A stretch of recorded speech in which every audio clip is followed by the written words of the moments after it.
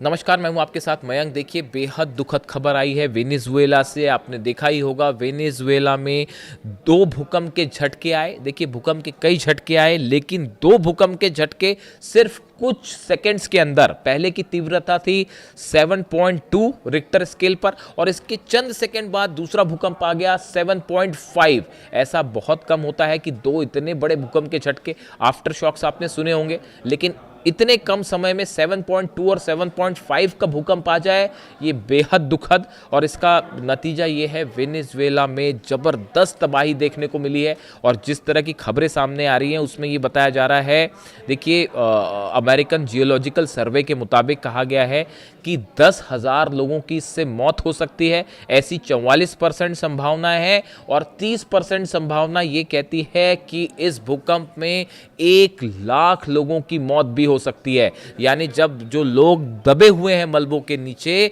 जब इनको बाहर निकाला जाएगा पूरी तरह से, जिसमें अभी महीना भर लग सकता है, उसके बाद जो मौत का आंकड़ा आए वो 1 लाख तक पहुंच सकता है। इस तरह का दावा अमेरिका की जियोलॉजिकल सर्वे के मुताबिक USGS की तरफ से किया गया है, जो कि बेहद दुखद है। और कराकस जो राजधानी है, वहां पर तमाम इमारतें गिरी हुई है, जिसके वीडियोस, जब भूकंप आया उसके वीडियो सोशल मीडिया में वायरल है।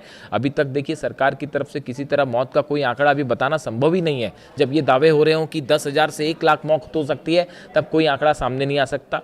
पूरे वेनेजुएला में राहत बचाव कार्य चल रहा है, और तमाम जो सुरक्षा एजेंसियां हैं, जो इमरजेंसी के समय सर्विसेज देती हैं, वो सब लोगों की मदद में जुटी हुई है। मलबा हटाने का काम जारी है, लोगों को अस्पताल पहुंचाया जा रहा है। और ऐसा लग रहा है कि ऐसी तबाही पिछले पूरे 100 साल में शायद ही कहीं देखने को मिली हो। और जो खबरें धीरे धीरे आगे आएंगी आने वाले वक्त में, वो और भी ज़्यादा दुखद होंगी। और देखिए, 1900 में 1900 में 7.7 की तीव्रता का भूकंप आया था, यानी करीब 126 साल पहले। और उसके बाद अब बताया जा रहा है कि इतना ज़बरदस्त भूकंप जो है वो वेनेजुएला में आया है। और देखिए, जो तस्वीरें सामने आई, लोगों को कोई अंदाज़ नहीं था भूकंप आता है। उसके बाद वो घर से बाहर निकले, कई लोग सड़कों पर थे। और उसके बाद कुछ चंद ही सेकंड के बाद धरती हिलनी रुकी ही थी, थमी ही थी, कि उसके बाद 7.5 का रिक्टर स्केल पर दूसरा झटका आ जाता है। 100 से ज़्यादा झटके आ चुके हैं कुछ ही घंटे के अंदर। और लेकिन ये जो दूसरा झटका था, ये पहले वाले से ज़्यादा तेज था और ज़्यादा भयावह था। घर तबाह हो गए, स्कूल तबाह हो गए, अस्पताल तबाह हो गए, बड़ी बड़ी बिल्डिंग्स गिर गई हैं, हाई राइज बिल्डिंग गिर गई हैं। ऐसा लगता है वेनेजुएला में हर तरफ, जिस शहर की आप बात करें, जहां देखें वहां तबाही का ही मंजर है। अंतर्राष्ट्रीय कई देश जो हैं, ईरान समेत, ईरान की तरफ से भी बयान आया है कि हमसे हर संभव जो मदद होगी वो हम वेनेजुएला की करने की कोशिश करेंगे। ऐसे ही तमाम देश जो हैं वो वेनेजुएला के साथ खड़े हैं। भारत की तरफ से बयान आया है कि हम पूरी मदद को तैयार हैं वेनेजुएला की। और इन हालात में अगले चंद दिन या अगला पूरा महीना वेनेजुएला के लिए बेहद मुश्किल भरा साबित हो सकता है।